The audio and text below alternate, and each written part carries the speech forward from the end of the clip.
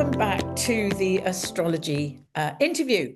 I'm Sue Brain, and today I have with me a ray of sunshine. I should think Thank you. I can describe Leslie. So Leslie McGuirk, she is an intuitive astrologer who focuses on medical issues. Now, I've never really studied a medical astrology. I've actually got a couple of books on it, and I haven't actually got round to them. So I'd love to really to explore medical astrology and how did you get drawn into working intuitively with medical issues? Because I've had health issues my entire life. I think that's why. I've always had health issues that nobody could figure out at all. And with time, I was studying astrology. I realized that a lot of the reasons why Western doctors couldn't help me is that there were actually imbalances in my body that were evident in the chart and gave the solution for how to heal my body. And so I just started realizing, my gosh, this astrology chart used to be a part of medicine because you couldn't actually be a doctor unless you knew how to read a chart. So the Hippocratic Oath, which every doctor takes, it used to have in that oath that any doctor who practices medicine and doesn't know how to read an astrology chart is not a doctor, but a fool. I mean, I'm paraphrasing it, but if anyone Googles the Hippocratic Oath and astrology, they will see that Hippocrates, the father of medicine, said that astrology is key. And the reason it's key is that an astrology chart is a very accurate description of how you are designed. It's your owner's manual. So how could you possibly treat a patient without knowing the way that they're created? So there are very, very many stories I could tell you about people that I've helped. One of my favorite stories is a woman who she heard me on Coast to Coast Radio because I'm on that program a couple times a year usually. And she was hearing me talk about various people that I've helped and how I've caught the attention of Western trained doctors. These are doctors who've gone to Tufts University or Dartmouth Medical School. These are not, or NYU. These are not just functional medicine doctors. These are like Western trained, totally legitimate medical professionals. And this woman heard me talking, and she had a daughter who had very serious migraines, and she had been to 7 or 8 neurologists and had done the Botox injections to her brain and medicines. They did CAT scans, they did MRIs, they did everything. And the problem with migraines is that if you don't figure out why the person is getting the migraines, they just continue, and you're just constantly treating the symptoms. So she told her daughter, who was in her late 50s, that she wanted her to do a session with me. And she wanted nothing to do with me. She said, I cannot believe, Mom, you're going to send me to an astrologer when no doctor in the United States has been able to help me. And she traveled all over the country going to the top neurologist. So finally, the mother said, look, I'll pay for your session. Oh, I love that. I love the cat commercial. He does make an entrance occasionally. That cracked me up. That's perfect. Anyway, carry on. I'll just have to. That was really good, really cool. So she said, I'll pay for your session with Leslie. And I knew that she was very reluctant to talk to me. So I got on the phone with her. And after 1 hour talking with this woman who was very sort of negative, I do all my readings over the phone. I don't want anyone to feed me information by what they look like or what their house looks like or anything. So I knew she was very guarded and really pissed off and didn't feel well. So I told her exactly what to do. I saw exactly why she had the migraines. And she followed my protocol. And the reason I have these protocols is because I have had so many health issues. So I'm very, very good at helping people with tools. Like, I'm not a mechanic, I'm a diagnostic person. So I figure out the root causes of things, and then I send them off to various people or to different modalities that I know will help. I know both of us are big fans of EMDR therapy for trauma. So anyway, this woman has no migraines. She's completely healed. And she would follow me to the ends of the earth because she wonders what her life would have been like if she hadn't met me. So I'm on a real crusade to get the word out that there are solutions, and we have to find out, just like your car, if your car has a problem, We have to figure out where the problem is and then we can fix it. But a lot of times doctors tend to treat symptoms, and I don't blame them. I mean, they want to make their patients Yeah, comfortable, but they sure. don't have the tools that an Yeah. astrologer has to see the root causes of things. So now what's really cool, Sue, is that I work with Western trained doctors. They send me their patients that they don't know how to help. So one of the doctors I've worked with was the head of integrative medicine at NYU. And he said, Leslie, I've got about 7 patients that I can't seem to figure out how to help them. So I said, okay, here's how we're going to do it. I don't want to know their first name or last name. I will just get their birth date and information, and I'll do the recording with them. But it's going to be all, because I wanted him to know that I didn't Google them, I didn't research them. So I did these people, and I said, what's my accuracy rate with describing these people? He said, you're like at 100%. And one of the people that he sent to me, she was another person who had been really, really sick and had gone to every doctor on earth. Nobody could figure out why. And I figured out why she was sick, and we treated her from that angle. So you talked about imbalances in the body, and I know we've had another discussion, haven't we, between us, particularly about the elements and how the imbalances of the elements can really send us off, and we don't know how to, we don't know we've got the imbalances, and Right. we don't know how to balance them. So do you want to talk a little bit more about that? Yeah, that's a really huge thing for the health. Yeah. And it's a very easy thing to find out whether you're balanced with the elements. So there are 4 elements: fire, earth, air, and water. So I look at them as if they're the 4 tires on your car. When you're born, some of us were born with a completely flat tire, meaning we do not have a speck of that element in our being. I have 0 air. Okay, so guess what part of my body is a problem? Sinuses. I've had 2 sinus surgeries. I don't breathe really well. I'm very athletic, but I hold my breath a lot. Very claustrophobic. I have to live in places with high ceilings, and I need to be able to look out. There are a lot of things that I need to do to put air into my life with intention. Now, someone could say, well, air's everywhere. So how do you add air to your life? Well, being outside a lot is great. And right now I'm actually volunteering at a bird rescue place where these exotic birds that people can no longer take care of are being helped and cared for until they're adopted again. So I'm working with birds now. I'm always thinking about how can I add air to my life, because I know if I don't add the air, I will develop some health issues. And that's true for everyone. So if you're Interesting. like missing fire, you have to be careful of anything to do with your heart or Yeah. blood. Or see, people who have low fire, I say their pilot light on their gas stove is low. They don't instigate easily. It's not their fault. It's just the way they are. That's what they've come here to experience. Right, but it can cause major, major problems. Like for me, with not having any air, I don't understand the space between things. So it's like there's no bird's eye view. Like it's all the way I see the world is it's very visceral, which probably makes me a really good astrologer because I completely plug into the energy of the person I'm reading. But astrology, Sue, is actually an air science. So the thing that you're missing is actually your area of mastery as well.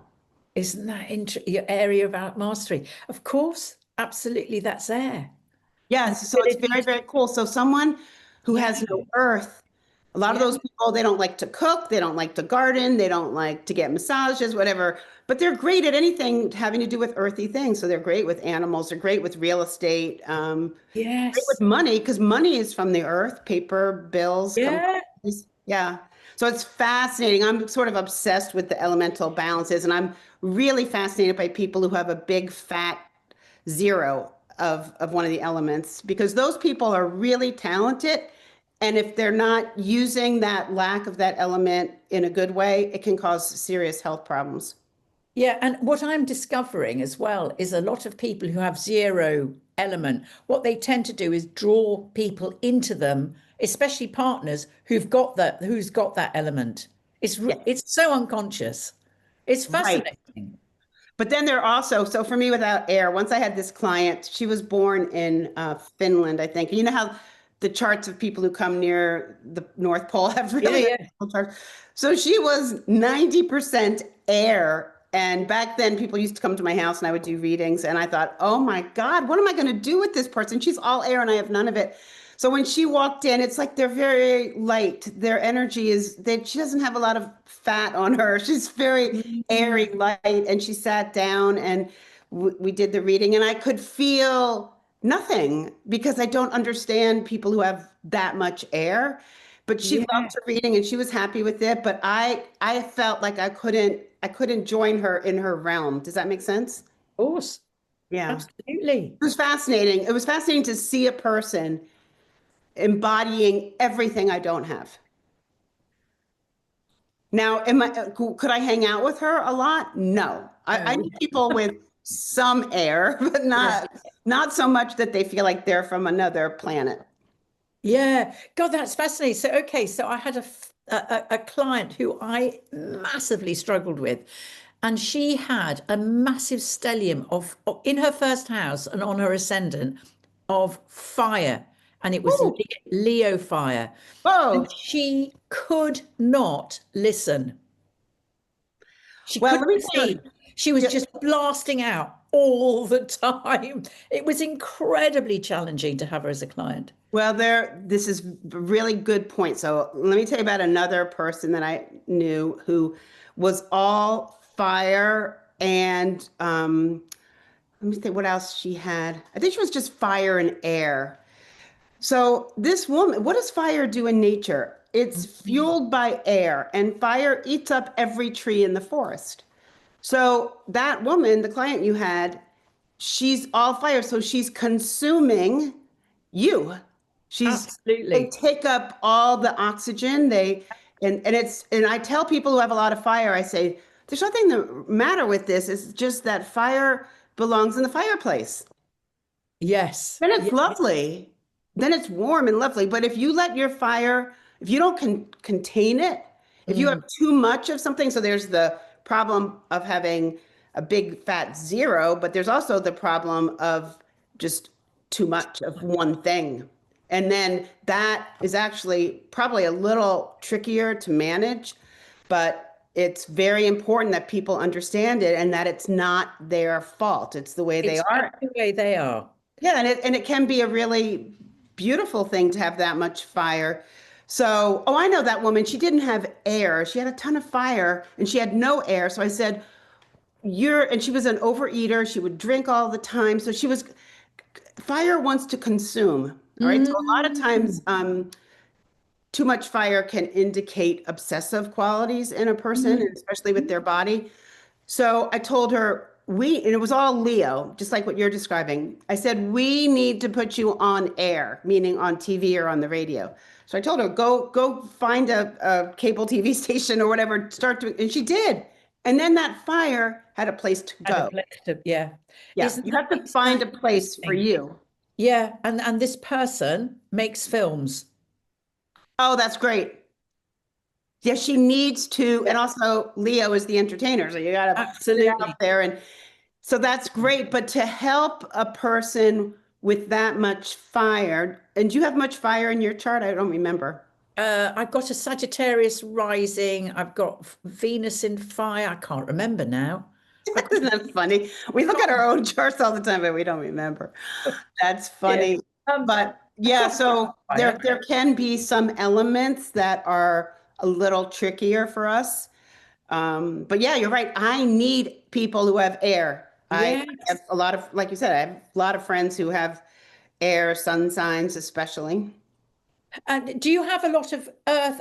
Is the imbalance then where you don't have air? Where does it come out? Is it earth, air, fire, earth and fire and I water? have earth, fire, and water. But are they equal or is Yeah, they're one? very equal. Yeah, So they're they're equal. equal. So that's how it plays out for you. I always think that people who don't have fire, air, and I'd be interested to see how you feel, that it's difficult to look up because it's a very much inward down sort of the Yes. earth, the water. It's Yes. down like that rather than up like that.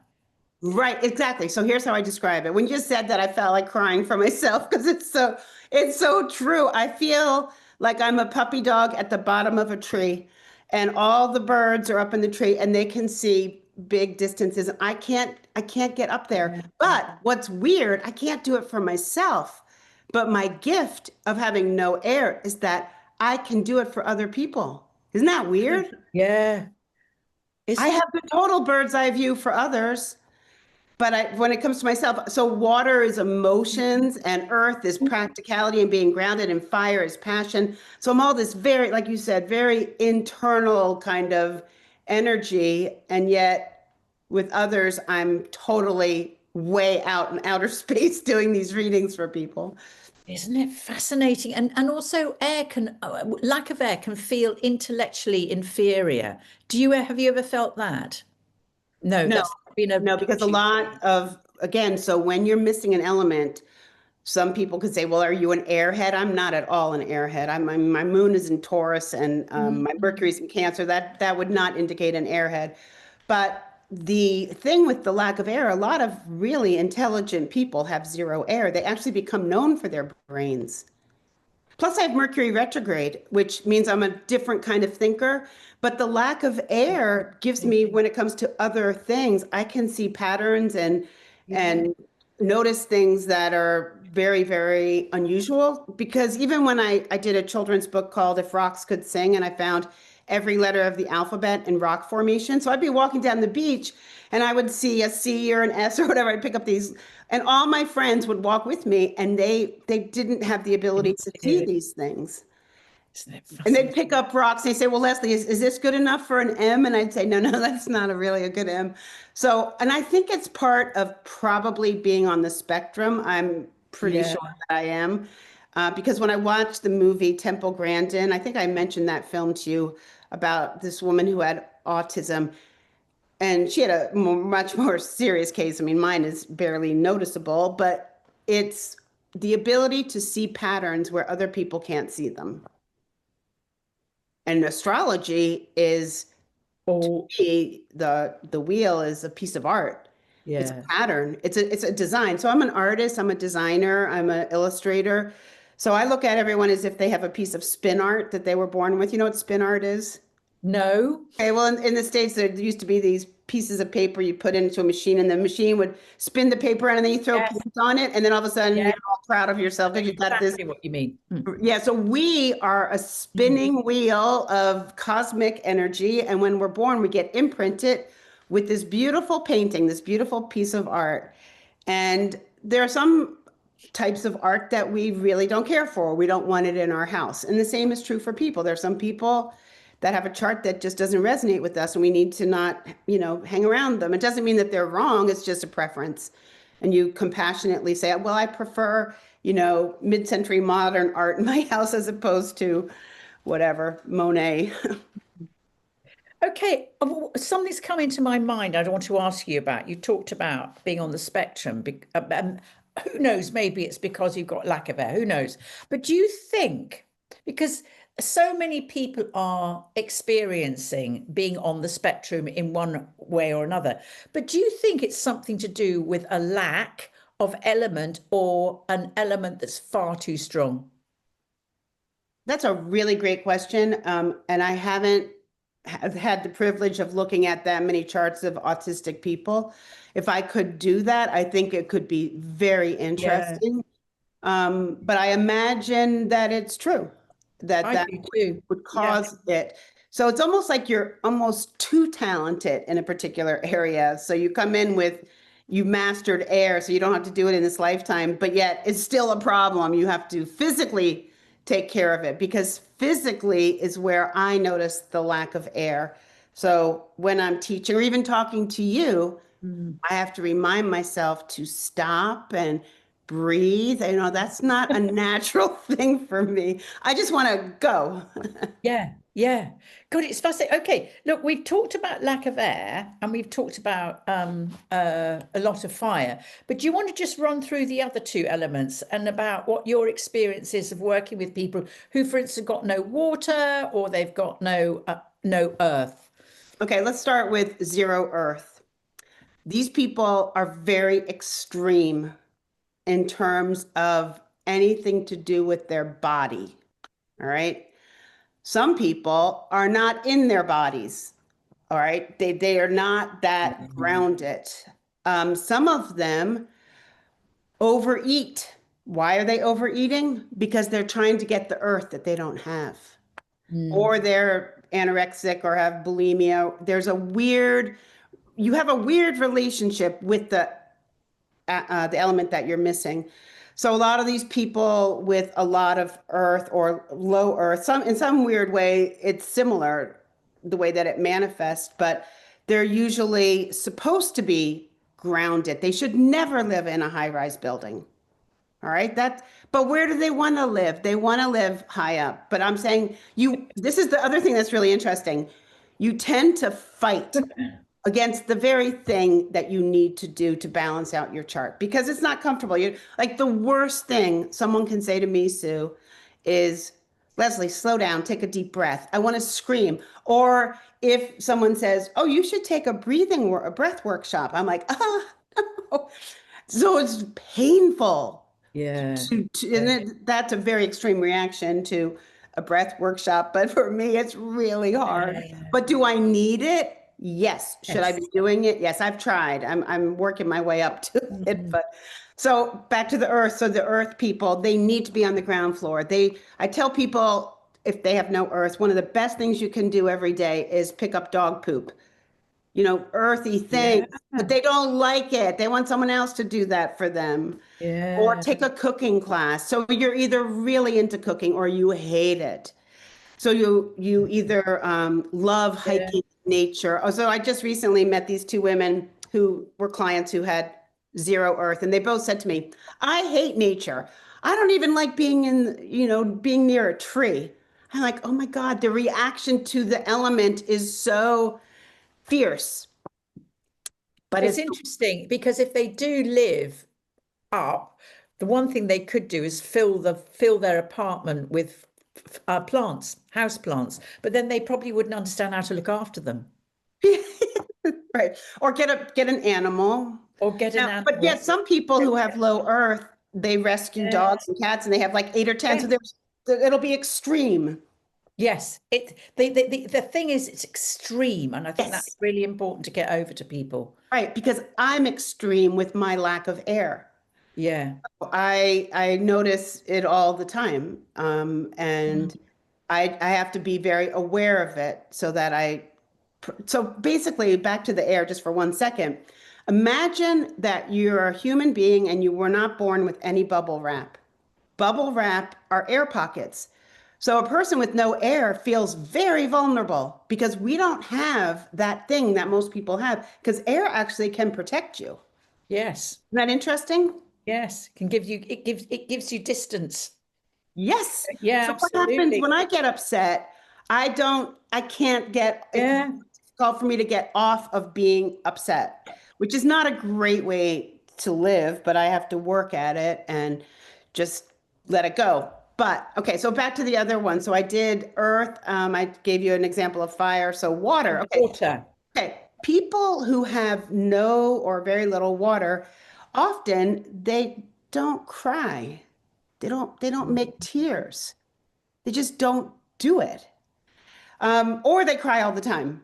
All right. Yes. A lot of people who have a lot of water become Olympic level swimmers. You can't believe how many great swimmers had zero water. And then also they could be not into water at all. They don't want to go in the ocean. They might want to sit by it, but they don't want to be in it. Yes. Or fear of drowning, or some people who have low water are really great sailors. They become proficient at sailing. Isn't I just want to just quickly check with I have one planet in water and I can't bear swimming. There we go. You see, I can I don't really yes, isn't it? But I love living near the river. It's Okay, so let's talk a bit about what it I means to don't want have to a get into it. I like looking at it. right. That's the problem. So you Yes, you have what's called as a singleton. You have yes, one. yes, So it's better than zero. But the best yes. thing for you, if you ever get upset, now people who have low water tend to not get overly emotional. They're able to kind of get over it pretty quickly. They don't perseverate over and over again about because water gets all mushy. Look at what water does to a sponge. It wants to hold on to things. So water molecules want to join other water molecules. So it becomes very like inward and emotional. And so if you have no water, you're either really emotional and you need to have that comfort all the time, or you're the opposite. You're a little detached and don't need that kind of constant mushiness. Yeah, it's true. It's isn't it fascinating? It's so fascinating. But you know, it takes a long time to understand how you tick, doesn't it? What do you mean? Explain Well, that. just you know, well, I mean, we all go through. We get chucked out of school. We'd have no idea who we are at school. We get chucked out into life without a map because we don't know astrology because nobody's actually introduced it to us. And here we are going in life, but unconsciously we are being drawn forward by how our chart is playing out. That's what I just find it fascinating. So, for instance, if you have, let's say, oh, I don't know, no water, you will start acting that out, but thinking there's something wrong with you. Right. And that's why I find it tragic that Yeah, astrology has been relegated to the world of fortune telling and woo woo. And it's not. I mean, it's extreme. yeah, It's an esoteric science. It's not a yes, hard science. It's an esoteric science, but it is a science. And people yeah. get astrology mixed up with tarot cards. And I say, no, tarot cards, it's a tool for figuring out the future. I said, an astrology map is basically a design based on mathematical points in the sky and sacred geometry. That's a very different art form than tarot card reading. And also it's such an individual picture, isn't it? It's so that's what I get knocked out about is every person's chart. You just go, oh my God, this is who they are, what they've come here to experience. Nobody else is ever going to have that chart. Even twins. But Right. somebody I know is doing quite a lot of work with twins at the moment, and how one twin plays out, you know, one side of the chart in maybe a more positive role, and the other twin can play it out in the other side of the And be totally different people totally different people. because we have free will. But we're also expressing the chart differently. Right. I find it fascinating. Well, because we are given a piece of music, a roadmap, a piece of art, and somebody's going to interpret that piece of music like maybe Ray Charles, and the other person will do it Yeah, like be a punk Elton rocker. John, and then you wonder, okay, they're twins, but why do these two pieces of music sound Yeah, so different? it's so different. Because in my chart is pretty gnarly. I could have turned out very, very differently if an astrologer had not literally saved my life when I was 19. So Yeah. I feel that in the mental health world right now and in schools, astrology should be part of helping young people understand who they are. And then think of how much effort and time would be saved if we knew how to streamline a person so that they're doing what they're meant to do. Yeah, and actually giving them permission. It's almost for them to give themselves permission to be who they are. And I mean, one of the big things for me, and I'd be really interested in what you have to say about this, is this tendency that we have to compare our lives with everybody else's. And my life isn't rich enough, or it's not great enough, or I'm not on the pyramid stage in Glastonbury, or I haven't got 6,000 followers. You know, no, absolutely not, because that's not your destiny to have that. That's theirs. Your destiny is this. So, this is how I perceive it, by the way. So, where are you with all of that? I totally agree. I wish that I had more control over my life because in my chart, I'm a Plutonian instrument. So, because I have Pluto in the first house. And so, from my way of looking at astrology, this means that my life is to be of service to others. And Yes. when I try to do something that I want to do, it doesn't usually work out very well.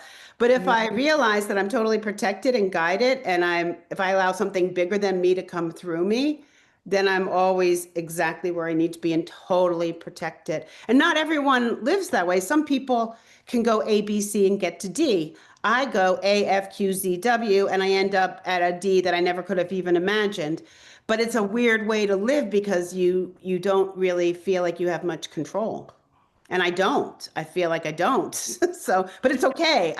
It's taken me a long time to be okay with this, but it's not Yeah. that easy. Well, I don't think life is meant to be easy. I mean, that's what I've come to the conclusion of. We know we are here to grow and to be challenged, to be really challenged, to go to, what. And I think for me, oh God, we're getting to the deep in here, aren't we? For me, the reason why we are here in our separate forms and physical bodies, separate, is because we're learning about what love really means. Right, but let me just ask, I agree with you on that, but don't you think there are some people who are on vacation in this lifetime? They don't really have any lessons to learn? I think Have you everyone's got seen a lesson. those charts? Yes, I have. And it's They're on vacation. There's really, I'm like, why are you coming to me? You really don't have any problems. I call them gift lives. Oh, that's a good one. I call them on vacation. Oh, I call them gift lives. But in fact, it's very difficult to read for people like that because there's nothing really to read. I know, People but isn't that that come, fascinating? yes, They're absolutely. But they're people, fascinating to me. They're just they're just here and they yeah, don't have these big lessons. And then you see these charts that are filled with lessons and those are the meaty ones. And if you get a client who really yeah. wants to improve their life, then you just know you're in heaven with that person, finally helping them get. That's the best feeling of all. I call it when God walks into the room. There is Yes. something more that happens, and it's just magical, isn't it? There's a sort of resonance, a flow that happens. It's you kind of go beyond. You both go beyond something to something more. I Yes, and think, so yeah, think about even in the Bible, how many times the stars and the moon and the whole thing about the way this planet is designed and made. It's such a God thing. And I think astrology is probably one of the most beautiful God things ever created. Ever. mm, It's beautiful. it's a funny one because for me, with astrology, I can't imagine.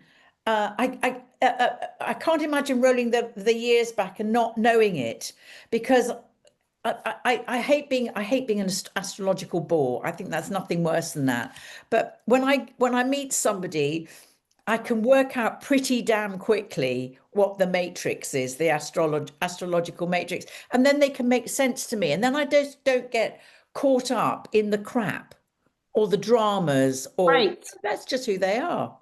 Right, and it's saved my life to understand. I mean, I can't imagine life without astrology. And I'm also obsessed with teaching people how to read charts Yes. because I feel so I have an Astrology Wisdom Academy school and I teach in a very creative way because I'm an artist and I make it user friendly. And I feel that astrology cannot be learned very well from reading books or even taking videos. It's kind of hard. What you have to do with astrology is play with it. So it's like learning the guitar. You cannot learn the guitar from a book. You can't. So No. it's working with people and having it come to life. And one of the things I do for my students is I do something called mystery guest, where I have people come on a Zoom call and we don't see their name, we don't see their face, we just look at their chart. And in real time, they watch me read their chart and they pipe in, and that's when it comes alive. And you say, Yeah. this is just amazing, fun. It's fun. It should be fun. Yeah, and I think that for me, it's astrology is a language, and I'm learning Spanish at the moment. I'm really, Oh, it's that's cool. It's hard graft. And astrology for me is a language. It's a Yes. symbolic language, but it is definitely for me, it's a language. And it's never ending. Learning a language is multifaceted because you have to learn about the culture, you have to learn about the history, you have to learn about all the nuances, all the different areas in the country that speak different dialects to actually understand how to speak that language. And I look at astrology like that. Astrology is even deeper than language because literally the two of us could be alive for 500 years and we still would not learn everything there is to learn about astrology. There's so many different types. There's Uranian astrology, there's Vedic, there's, all sorts of styles of interpreting charts, like, and all the asteroids. And I mean, Yes. my God, you could never do it really Yeah, well. And there's some people who are really good scholars of astrology and they know a ton, but they may not be great at chart interpretation. exactly. So I'm more of a gifted chart interpreter as opposed to some massive astrology scholar. I mean, I've been Yeah. studying since I was 19, but there are a lot like I don't know that much about the asteroids. Do you? No, do you know what? I'm a real believer in keep it simple, stupid. Yes, KISS method, right. This method, because, you know, how much, when you're preparing a chart anyway, it's enough for me to have the 11 planets. Right. And it just is. And knowing more about the particular points in the chart. Why would I want to start looking at asteroids with I somebody? know. I feel the same way. If It's if just if too it's much. mundane astrology, I think that's different. There's some very good mundane astrologers on YouTube that do use the fixed stars, and that does add a nuance. Whether, but I don't know. I don't know. I'm a kiss girl. Me too. You and I are very, very similar with Yeah, how we yeah. do all of this. But the other thing that I'm kind of obsessed with, let me ask you about what you think, is I'm obsessed with feral planets, unaspected planets. Yes. Isn't Feral, that Feral. Yeah. interesting? They are so interesting. Yeah, absolutely. Yeah, I am too because they are feral. Yep. You don't know how they're going to play out. Right. Well, all I tell people who have these feral planets, they never want anyone telling them what to do. I mean, they really should be self-employed. Yes, because, well, absolutely. Especially if it's their sun or Yeah, their Mercury. Oh my God, a feral sun of feral Mercury. yeah. You do not want to be contained by anybody.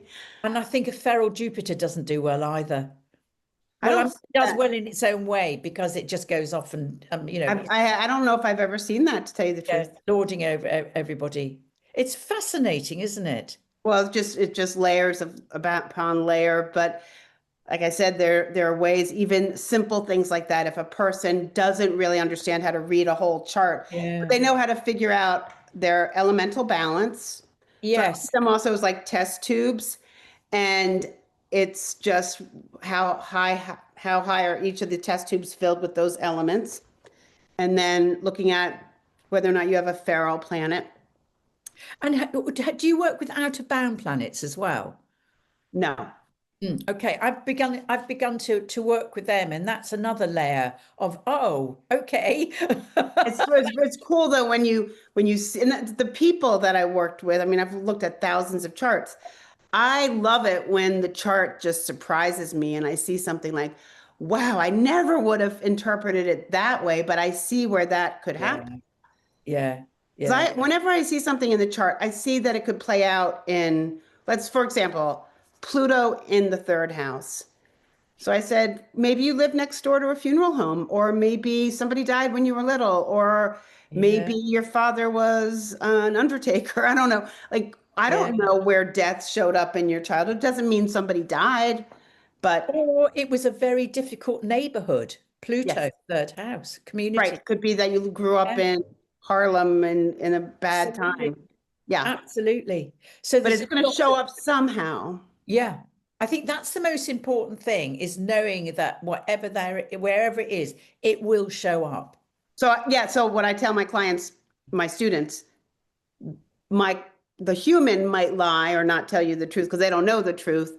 The chart never lies. So I had a client once who had Pluto in the third, and I kept trying to figure out, was it this? I gave her like 10 scenarios and I didn't hit any of them. She said, no, Leslie, I had a really nice childhood. I didn't have anything death related or sort of dark or whatever. And I was like, gosh darn it, I know the chart's right. What am I missing here? So after 45 minutes, I actually finally asked her where she grew up. And she said, oh, I grew up in Vietnam. My dad was an army medic during the war. And I said, well, I said, you must have been surrounded by dead bodies going by all the time. She said, oh, yeah, I never thought about that. Yeah, we were almost once shot when I was, riding on a water buffalo. But she was living in like the camp where all the wounded soldiers would come. But her perception of her childhood was that she was having a great, fun childhood. But death was all around. Well, death was all around, but it took her 45 minutes to realize it. And then her brother had had a really tough time growing up in that environment. So to have a sister who's growing up in the same environment as you, but interpreting her childhood completely differently. And that also is super interesting, looking at siblings. And one person will see the parents as being horrific, and the other one is like, nah, they were fine. They weren't a big deal. It's fascinating. Oh God, it's endlessly interesting, isn't it? I think the other interesting thing about third house also, it can describe the sort of the ambience of the childhood, how the child communicated or was communicated with. So Pluto in there could be really interesting. That could be a very interesting dynamic as well, or heavy dynamic, or something isn't quite right. It's a tough one. Well, it Yeah. can be. I had Well, Neptune down there. I also don't, I'm not, if there's one planet that I have the most trouble with, it's Neptune. yeah, I think everyone has a bit of a problem with Neptune, don't they? But yeah, yeah, in fact, we're going to do a swappy, aren't we? In a Yes. couple of I've actually got your chart right here, but I'm not going to do Oh, it okay. Well, I can't wait for you to interpret my Neptune in my third house, my now. childhood. Is there anything that you would like to add to this or give any advice to people about noticing if they're having medical issues? So I think the most important thing is to figure out your elemental balance. That's a clue. Yeah. The other clue is where the major trauma is to the body. So a lot of times, birth traumas can cause horrific issues later in life. So right now, I'm working with a woman whose son, he's about 7, and he won't eat. So the doctors can't help him. They don't know why he's not eating. And so I figured out why he's not eating. And it's really clear to me why he's not eating. When he was in the womb, the doctors told her that he was going to be deformed or like a mongoloid or something really not great. And they suggested that you might want to consider, aborting this child because there's so many things wrong with him. But they decided not to. And then right before he was born, they said he's going to have a club foot. And I mean, the things that were said while this baby, I mean, how could the mother not imbue that child with absolute fear, right? Of And course. then he's born and he's adorable. He's fine. But I know that the trauma is in his bones, in his blood of all of those things Yeah. that we're told. And so fear it can cause physical Yeah. reactions. And I think he's not eating. I haven't, I'm working with her right now and the kids chart, we haven't done him yet. I'm trying to help her with her Mm. trauma of what she went through. But I'm sure there's an issue with Earth with him, like being here. Yeah. No, yeah, absolutely. Yeah. I have noticed that an awful lot of people who have birth trauma have Pluto in the first house or on the ascendant or in the 12th house. It's Hmm. very, very personal. The trauma is very personal. And if they haven't had a birth trauma, their mother had a birth trauma, giving birth to them, therefore they have too. Right. So that's really interesting because I have Yeah. Pluto in the first house near my Yeah. ascendant. My mother's mother died giving birth to my mother. Yeah. So I'm carrying, and also I have Pluto square my moon, which is also death of the mother. So my entire Yeah. childhood, I was very aware that my mother's mother had died. I couldn't imagine not having a mother. I felt so sorry for my mother, and I thought everyone who was pregnant was going to die. So I'm Yeah. actually, this is very interesting too. it can skip a generation. My mother's chart, she's not holding her that trauma. It got passed on to me. I'm holding it. You know why? Because at some level, out of love for my mother, I said, "Oh, I don't want you to have to suffer with that. I'll take that on in this lifetime." And I call that work the lineage breaker, that you've come through to break that traumatic ancestral trauma. You've come here to break that because Right. you're conscious of it. Yeah. Right. Yeah. I agree with you completely. Yeah. Yeah. And then I asked myself, why did you decide to do that? Because you did. And that's the work. I know. Magnus Yes. Opus. Yes. And, oh God, that's such a completely different art. I'm really into the Magnus Opus right now. So I think we'll do that another time. That'd be fun. Leslie, thank you so much. I've so enjoyed this conversation. We could go on for hours. I know. But we'll do another one later on in the year, and we will talk about the Magnus Opus because I think that is really important. That'd be fun. It'd be also fun to talk about. Yeah. Yeah. Probably 6 months from now, there'll be a lot of things going on that we could talk about. Oh, yes. I'm sure. Oh, yes. I think we're here I believe we're here to bring comfort, both of us. Yeah. I feel like my job is to comfort people and to know that they're perfect just the way they are. And there's no such thing as a bad chart. There's just more complicated ones. Yeah. But I also say, like, music. Okay, so maybe you have a lullaby. It's boring, but it's sweet. But how about take some real complicated thing and then you have a life of some interest. Okie dokie. Well, on that note, we'll say farewell to everybody who's watching, and thank you so much for watching. And if you like this video, please do press the like and leave a message. We'd love to hear from you. Sending you lots of love. Bye for now.